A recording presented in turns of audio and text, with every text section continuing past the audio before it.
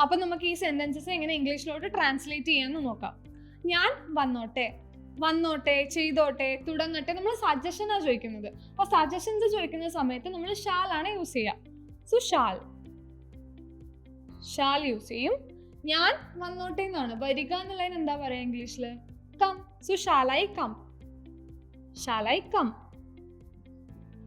ഞാൻ ചെയ്തോട്ടെ എന്നുള്ളതിന് എന്താ ചോദിക്കുക? ചെയ്യുക എന്നുള്ളതിന് നമ്മൾ ഡു എന്നാണ് പറയാ. So shall I do it.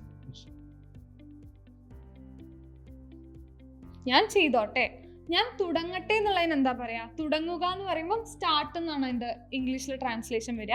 ഞാൻ തുടങ്ങട്ടെ. Shall I start.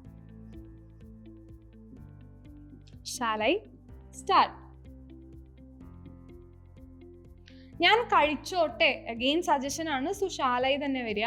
ഞാൻ ഉള്ളതുകൊണ്ട് ഐ. Shall I. കഴിക്കുക ഈറ്റ്. Shall I eat. ഞാൻ കഴിച്ചോട്ടെ. ഞാൻ നേരത്തെ പോവട്ടെ. ഞാൻ പോവട്ടെ എന്നുള്ളതിന് നമ്മൾ ഷാൽ ഐ ഗോ എന്ന് പറയും. നേരത്തെ എന്നുള്ളൊരു വേർഡ് അവിടെ എക്സ്ട്രാ ഉണ്ട്. സോ നേരത്തെ എന്നുള്ളത് നമ്മൾ ഏർലി എന്നാ പറയാ. സോ ഷാൽ ഐ ഗോ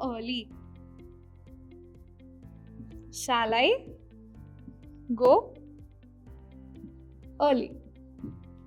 ഞാൻ വാങ്ങിച്ചോട്ടെ എന്നുള്ളതിന് ഇംഗ്ലീഷിൽ എന്താ പറയാന്നുള്ള കാര്യം നിങ്ങൾ കമന്റ് ഡൗൺ ചെയ്യുക. ഈ ഒരു വീഡിയോയിൽ എന്തായാലും നിങ്ങൾക്ക് എന്തെങ്കിലും ഡൗട്ട്സ് വന്നിട്ടുണ്ടാവും എന്ന് എനിക്കറിയാം. എന്തെങ്കിലും അങ്ങനത്തെ ഡൗട്ട്സ് എന്തെങ്കിലും ഉണ്ടെങ്കിൽ കമന്റ് ഡൗൺ ചെയ്യുക. നിങ്ങൾ എന്തായാലും ക്ലാരിഫൈ ചെയ്യുന്നതായിരിക്കും. Thank you. English Mitra.